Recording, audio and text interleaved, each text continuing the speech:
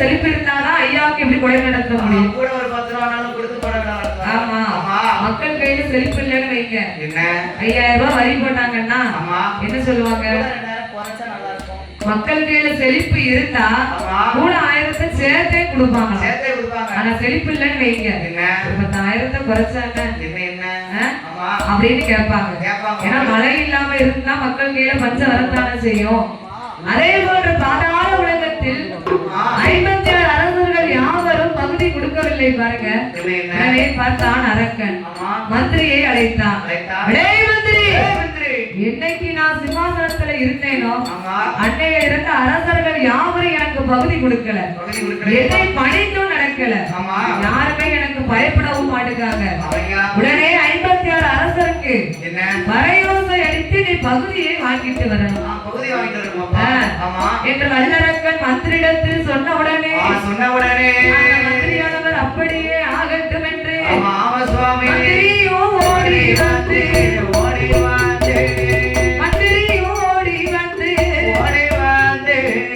அப்படியே ஆட்டும் என்று 56 அரசருக்கும் அடிக்காரே பறையோசை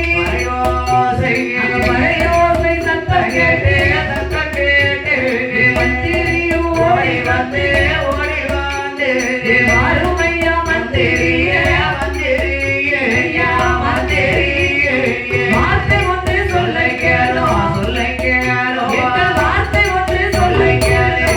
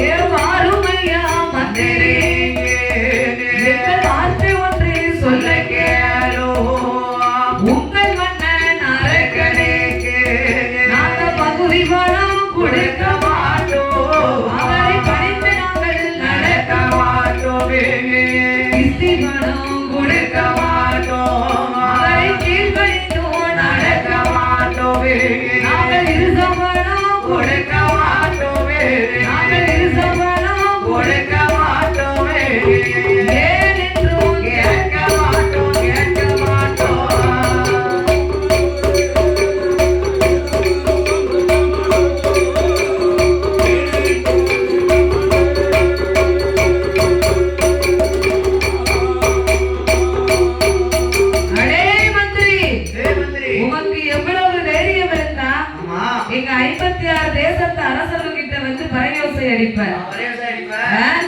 உங்கள் மன்னன் அரக்கனுக்கு தான் மண்டையில் அறிவில்லை, உனக்கு மாய மண்டையில் அறிவில்லை.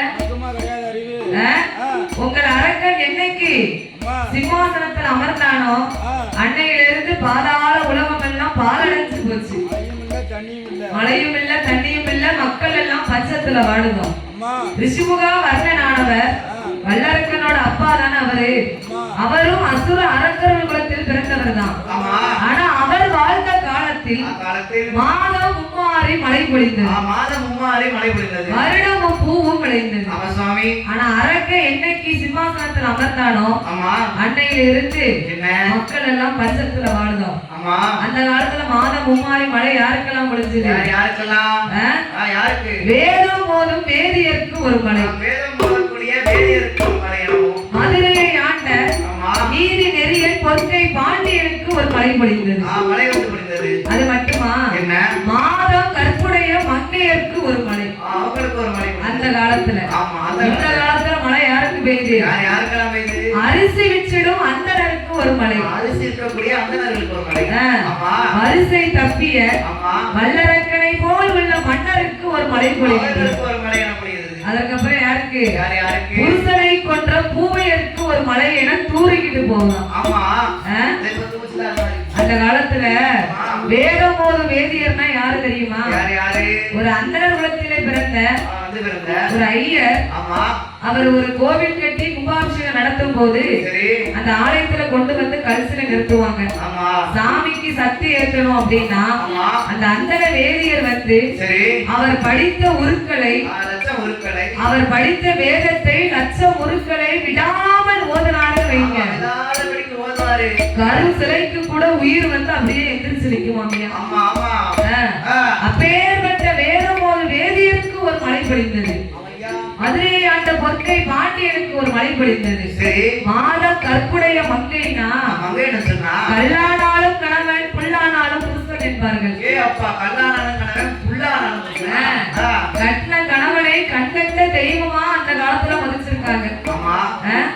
கணவன் பேர வாயால சொல்லவே மாட்டாங்க. கணவன் பேர் சொல்லவே மாட்டாங்க. காட்டை கட்டி மலையை கட்டினா கணவன் பேரையே சொல்லுவாங்க. ஆமா. கருப்பசுவாமி இருந்தா கருப்பட்டின்னு கேட்க மாட்டாங்க. கற்பட்டி கேட்க மாட்டா. சுப்பிரமணியன் இருந்தா கடையில போய் சுக்குன்னு அம்மா கேட்க மாட்டாங்க. அம்மா வந்து கேட்க மாட்டா. இப்படி காட்டை கட்டி மலையை கட்டி தான் அந்த காலத்துல கணவன் பேரே சொல்லியிருக்காங்க.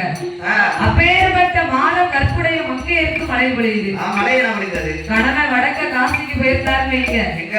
அந்த அம்மா வடக்க பார்க்க கால் நீட்டவே மாட்டாங்க. ஆமா. என் அதிகாரி வடக்க காசிக்கு போயிருக்காவும் சீதா இருக்கவ. ஒரு போன இடத்த பார்க்க நான் கால் நீட்டலாமா? நீட்டக்கூடாது. அவருக்கு நான் மரியாதை கொடுக்காத மாதிரி ஆயிருப்பேன் ஆமா. அப்படின்னு அந்த காலத்து பொம்பளைங்க எல்லாம் அப்படி பட்டு பயந்து என்ன? கணவனே கண்கண்ட தெய்வம்னு வாழ்ந்திருக்காங்க. ஆமையா. இந்த காலத்துல மழை யாருக்கு போயுது? யார் யாருக்கெல்லாம்? அரிசி விச்சிடும் அந்தணருக்கு. அரிசி இருக்கக்கூடிய அந்தணர்களுக்கு. அப்படின்னா யாரு? யார் யாரு? ஐயர் போலவே வேடத்தை கொண்டு நானும் அந்தன வேதியர் என்ற வேடத்தை கொண்டு ஒரு பூணூலை போட்டு பூநூலையும் போட்டு கர்ம காரியங்களை கழிக்காங்க. சரி. அரிசியை வாங்குறாங்க, ஆமா. கடையில கொண்டு போய் விற்காங்க. ஆமா. காய்கறி வாங்குறாங்க, மார்க்கெட்ல கொண்டு போய் கொடுத்துறாங்க. ஆமா. அவர்களுக்கு ஒரு மழை இந்த காலத்துல பொழியுது. சரி. வல்லரக்கரை போல் நீதி நெறி தவறிய மன்னருக்கு ஒரு மழை இந்த காலத்துல பொழியுது. அப்ப அவங்களுக்கு ஒரு மழை பொழியுது. ஆமா. புருஷனை கொன்ற பூவையர்னா என்ன? கட்டின கணவனை யாராவது கொல்ல முடியுமா? அது முடியாது. கொல்ல ஜெயில முடியுமா? வச்சிருவாங்க. ஜெயில கொண்டு வச்சிருவாங்களா? என்ன என்ன? அதாவது கட்டின கணவனை யாரும் கொல்ல மாட்டாங்கய்யா. ஆமா. ஒரு கோபத்துல என்ன? கணவனுக்கும் மனைவிக்கும் சண்டை வந்துச்சுன்னு வைங்க. ஆமா. அந்த ஐயா கோபத்துல கைய லேசாதான் ஓங்கி இருப்பாரு. ஏன் மூஞ்சி நோக்க? உடனே இவன் 8 வீட்டுக்கு கணப்பா, 8 வீட்டுக்கு. ஆத்தடியா மாதிரி கணப்பா. ஏ பேதியில போவா என்ன? இன்னேமா கைய ஓங்குத. ஆமா. உன் கையில கரையான் பிடிக்க நிறையா வந்து பிடிக்க. மேடியில இருந்து உன்னை வெடிக்கணும் கொத்த. ஆமா. உன் கடவாய்க்கு ஒரு ரூபாயா கொடுக்க. அப்படியா? அப்படின்னு கட்டின கணவனை வாய்க்கு வந்தபடியெல்லாம் மரியாதை இல்லாம இந்த காலத்துல பேசுறாங்க. ஆமையா. கணவன் பேரை சொல்லி இப்ப கூப்பிட ஆரம்பிச்சுட்டாங்க. ஆமா. இங்க கணவன் வேலையா? வேலைன்னு கூப்பிடுறா. ஏழைன்னு கூப்பிட ஆரம்பிச்சுட்டாங்களா? அவன் பொண்டாட்டி மணி அப்படிதான் கூப்பிடுதாலோ? வேலையா கூப்பிடுவா. ஏழைன்னு கூப்பிடுதானே? அப்படியா? சாப்பிட ஏன்னா உன்னைய விட வளர்ச்சியா இருந்தா உன்னை அப்படிதான் கூப்பிடுவா. அப்படி உன்னைய விட கட்டையா இருக்கவளை பார்த்து கல்யாணம் பண்ணி. அதே போன்று புருஷனை கொன்ற பூவையருக்கு இந்த காலத்துல மழை தூரிக்கிட்டு போகுதான். ஆமா. அதத்தான் அரசர்கள் சொன்னாங்க. ஏ மந்திரி, சிவகாம நாட்ட காலத்தில் மாதம் 3 மழை பொழிந்தது, மரணம் பூ விளைந்தது. ஆனா அரக்கன் அரசு பரிகாரம் செய்யும் போது என்ன நாட்டுல மழையே இல்ல. அதனால் போய் சொல்லு உங்க அரக்கன் கிட்ட, என்ன பகுதி பணம் கேட்டு வந்தால் கொடுக்கவே மாட்டோம், நாம கொடுக்கவே மாட்டோம்,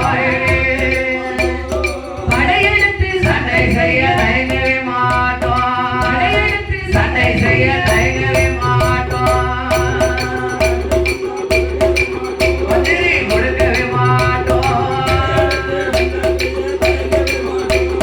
படையெடுத்து சண்டை செய்ய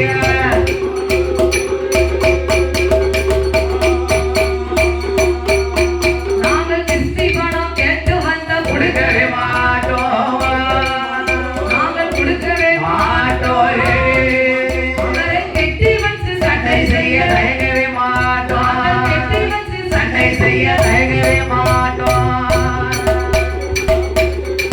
மந்திரி கொடுக்கவே மாட்டோம், வெற்றி வச்சு சண்டை செய்ய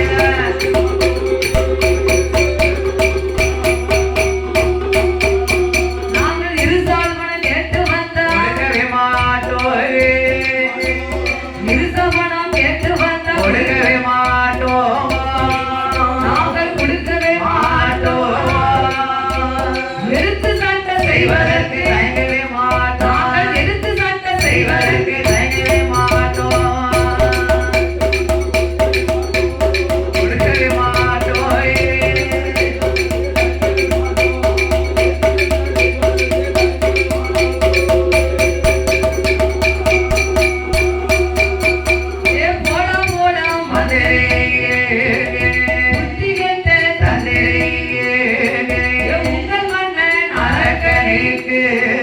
மண்டையில பெறவிருந்தாள் மல்லு கொடி நாட்ட சொல்லு அவள் மல்லு செய்து பாத்திராளாவே நெஞ்சிலையும் துணிவிருந்தாள் யுத்த கொடி நாட்ட சொல்லு அவள் யுத்தம் செய்து பாத்திராளாவே அரசரெல்லாம் சொன்ன போதே அரசரெல்லாம் சொன்ன போதே அந்த மந்திரியோ ஏது சொல்வார் சொல்லுவாரு கோட் கோட் கோட் கோட்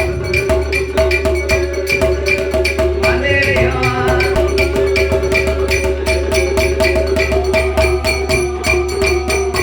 அங்க மந்திரியும் ஓடி வந்து அரசர்கள் யாவரும் என்ன சொன்னாங்க? என்ன உங்கள் மன்னன் அரக்கனுக்கு பகுதி பண்ண வேண்டும்னா ஆமா அவரை மல்லுக்கொடி நாட்ட சொல்லி நாங்க எல்லாரும் மல்லு செய்ய வாரோம். வாரம் வாரம் யுத்த முடிச்சாங்க. கொடி நாட்ட சொல்லி நாங்கள் யுத்தம் செய்ய வாரோம். ஆமா மண்டையில விளம்பரத்துதானால் என்ன உங்க மன்னன் அரக்கனை எங்க கிட்ட போட்டி போட வர சொல்லு.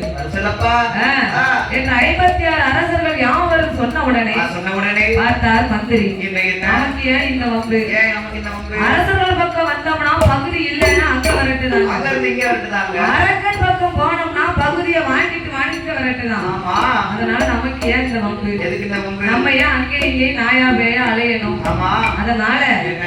அரக்கனை இந்த நாட்டை விட்டே நாம துரத்தணும். ஆமா அந்த நாட்டை விட்டு துரத்தணும். அரக்கன் இங்க இருக்க போய்த்தானா பகுதியை வாங்கிட்டு வான்னு சொல்லுறாரு. ஆமா அப்ப அரக்கனை இந்த நாட்டை விட்டே நாம் துரத்த வேண்டும் என்று என்று மந்திரியானவர் அரக்கன் பக்கம் ஓடோடி வந்து ஆமா ஆமண்டே ஏ ஐயா வல்லரக்கா அரக்கா நீங்கள் சொன்னபடியே 56 தேசத்திற்கு பறையோசை எடுத்து பகுதியை வாங்க போனேன். ஆமா ஆனா அரசர்கள் யாவரும் பகுதி பணம் இல்லை என்று விட்டார்கள். இல்ல என்று சொல்றாங்க. நான் கிஸ்தி பணம் கேட்டு போனேன். உங்களுக்கு கேவலமா பேசுதாங்க மன்னா. ஆமா ஆமையா ஏ மந்திரி மந்திரி என்னைய பார்த்து ஒருத்தன் கேவலமா பேசியிருக்கான். ஆமா நீ பார்த்துட்டு சும்மா வாயா வந்த? சும்மாயா வந்து திரட்டி திரட்டி நாம் படையை என்ன படை இருக்கு மண்ணா நம்மகிட்ட திரட்ட நம்ம கிட்ட இருக்க படையெல்லாம் எங்க? எல்லா படையும் இட்டு போச்சு மண்ணா. என்ன படை இட்டு போச்சு? எல்லா படையும் இட்டு போச்சு.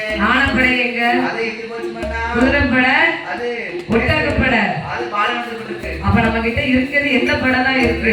ரெண்டு படை தான் இருக்கு. என்ன படை? சோத்து படையும் ஒரு படை தான் இருக்கு. சோத்து படையும் சொறி படையுமா? ஆமா சாப்பாடு படையை வச்சுனாலும் சமாளிச்சிடலாம். என்ன சொறி படையை வச்சு என்ன செய்ய? என்ன செய்ய? சாப்பாடுனாலும் பொங்கி பொங்கி தட்டிடலாம். அந்த சொரிச்சுக்கிட்டே அலைஞ்சா சொறி எல்லாத்துக்கும் வந்துருமே. ஆமா அந்த படையை வச்சு என்ன செய்ய? ஒண்ணுமே செய்ய முடியாது. ஏ மந்திரி என்னைய பார்த்து ஒருத்தன் கேவலமா பேசியிருக்கான். பேசிருக்கானே. பார்த்துட்டு சும்மா வாயா வந்த? சும்மாயா வந்த நீ? அண்ணா என்ன அரக்கா அரக்கா நீங்களும் ஒத்தையில இருக்கீங்க. சரி ஆனா அவங்க எல்லாரும் 56 அரசர்கள் எல்லாம் ஒண்ணா நிக்காங்க. சித்திரசமர்கள் ஒண்ணா நிக்காங்க. இப்ப நீங்க போய் பகுதியை கேட்க போனீங்கன்னா ஆமா உங்களை இடையில உள்ள அப்பளம் மாதிரி வச்சு நொறுக்கிடுவாங்க. நோய்க்கிறாங்க ஐயா. அதனால நீங்க அவர்களை எதிர்த்து பகுதியை வாங்க வேண்டாம். ஆமா முடவனை மூர்க்கன் அடித்தாலும் மூர்க்கனை முறியடிக்கும் என்பார்கள். எப்படி? சொல்லுவாங்கல்ல, ஆமா முடவனை மூர்க்கன் அடித்தாலும் ஆமா மூர்க்கனை முக்குல முறியடிக்குமா. முக்கட வந்து முடி அடிக்கும். ஆமா அதனால் அவர்களை எதிர்த்து பகுதியை வாங்குவதை விட என்ன? நீங்கள் அவனை இவனை அலைவதை விட ஆமா ஆமா சுவாமி. இவனே போய் நீங்க தவம் இருந்து ஆமா ஆண்டவனை எண்ணி தவம் இருந்து சரி உங்களை பணித்தவர்களை பாதுகாக்க பாதுகாக்க உங்களை எதிர்த்தவர்களை எரிக்க தகுந்த தூண்டுவாமுனி வரங்களை பெற்று பெற்று அதற்கப்புறம் இந்த ஆதி பாதாள உலகத்தை நீங்கள் அரசாட்சி செய்யலாம் அண்ணா அண்ணா என்று மந்திரியானவர் வல்லரக்கனிடத்தில் சொல்ல சொன்ன உடனே ஏ மந்திரி என்ன? நானே 56 தேசத்திற்கும் அதிபதியாகிய வல்லரக்க ஆமா சக்கரவர்த்தி. சக்கரவர்த்தி நான் தானே இருக்கேன். ஆமா ஆனா எனக்கும் மேல் ஒரு ஆண்டவன்னா அவர் யாரு? யாரு? அவரை எங்க போய் பார்க்கணும்? அவர் எங்க போய் நாம பகவான்னா யாரியா? யாரு யாரு? பகவானே பாவி யாருன்னு கேட்கானே. ஆமா அப்ப இவன் எப்படி பகவானை வணங்கி இருப்பான்? என்ன? எப்படி பஞ்சாச்சாரம் பூசி இருப்பான்? ஆமா கோவிலுக்கு எப்படி போயிருப்பான்? கடவுளை எப்படி வணங்கி இருப்பான்? எப்படி கும்பிட்டுதான் வணங்கிருக்கான். கடவுள் யாருன்னே அவனுக்கு தெரியல. ஆமா மந்திரிடத்தில் கேட்க சரி ஏ ஐயா அரக்கா அரக்கா இப்படியே போனா ஆண்டவனை பார்க்க முடியாது. முடியாது முடியாது ஐயா. ஆண்டி போல் நீங்கள் வடிவத்தை எடுக்க வேண்டும். ஆமா அரசனை போல் இப்ப இருக்கீங்க. என்ன? இந்த அரசனை போல் இருக்கும் வேடத்தை மாற்றி மாற்றி ஆண்டி போல் வடிவத்தை எடுத்தால் மட்டுமே நீங்கள் ஆண்டவனை பார்க்க முடியும். ஐயா. தலையை மொட்டை அடிக்க வேண்டும். ஆமா ஆமா சுவாமி. சன்னியாசி கோலம் கொண்டுதான் நீங்கள் ஆண்டவன் பகவானை பார்க்க முடியும் என்று சொல்ல ஆவோ அந்த வல்லரக்கர் ஆச்சுதனானவன் அப்படியே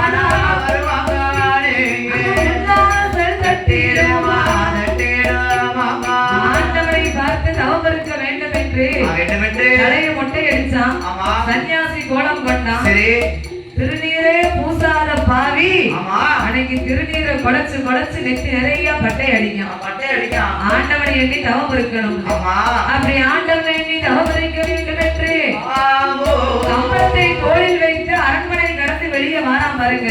என்ன அரண்மனை தலைவாசல் அவன் தலையில நச்சு தட்டு. எப்படி ஆமா அப்பவே அவனுக்கு ஆகாத நேரம். சரி தலைவாசல் தட்டும் போது அதையும் பார்க்காமல் ஆமா அவன் தலைவாசல் கடந்து முன்வாசல் வாராம். ஆமா முன்வாசலும் அவன் காலில நச்சு தட்டு. ஆமா அதையும் சகலம் என்று பார்த்தானா? பக்கல சகலம் என்று பாராத வல்லரங்கனானவன் வல்லரங்க ராஜானவன் அவன் மூன்றாவது தெருவாரே. மூன்றாவது தெருவாரே. வாழாத பெண்ணோரே அவன் மூளாத நெருப்பே.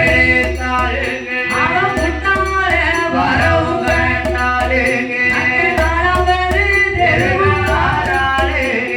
நாலாவது தெருவாரே. ஒரு நரச்சகல பாட்டியாவள் அங்க நச்சிடுதான் துமதாலே. அங்க ஐந்தாவது தெருவாரே. ஐந்தாவது தெருவாரே.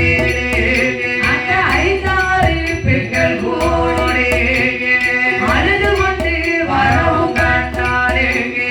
ஆறாவது தெருவாரே. ஆறாவது தெருவாரே. அங்க ஆந்தையரு அலறிலே அழுகுரலோ கேட்டிலே. அங்க ஏழாவது தெருவாரே. ஏழாவது தெருவாரே. அங்க ஏனியும் ஜன்னலுமாவோ. ஏனியும் ஜன்னலுமாயே. அட இறைவனே கண்டுட்டானே கண்டுட்டானே.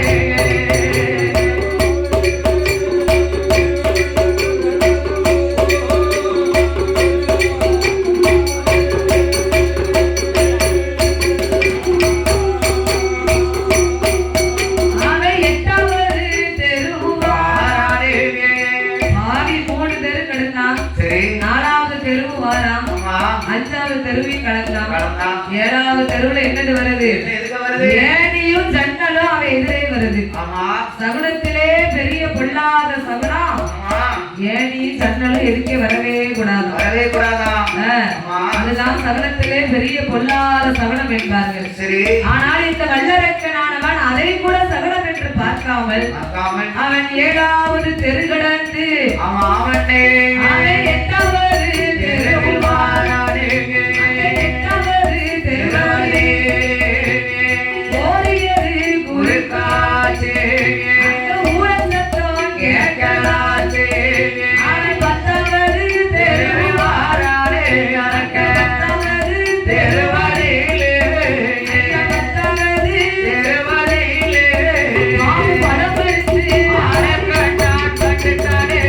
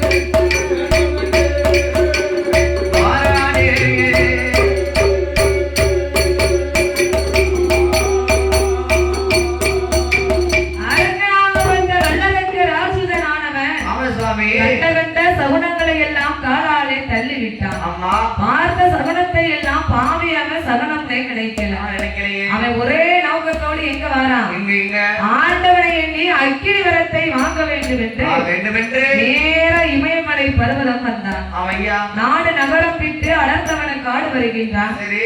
6 சுனை கடந்து ஆரண்யம் வருகின்றான். அப்படி இமயமலை பர்வதத்தில் தவ பொருட்களை எல்லாம் கீழே இறக்கி வைத்தான். அங்கும் இங்கும் சுற்றி பார்த்தான். தவம் இருப்பதற்கான ஏற்ற இடம் இந்த இடம் தான். அமைதியான இடம் தான் அருந்தவம் செய்யக்கூடிய வாய்ப்பு உண்டு. உடனே ஆலமரத்தின் அடியில் தவ பொருட்களை இறக்கி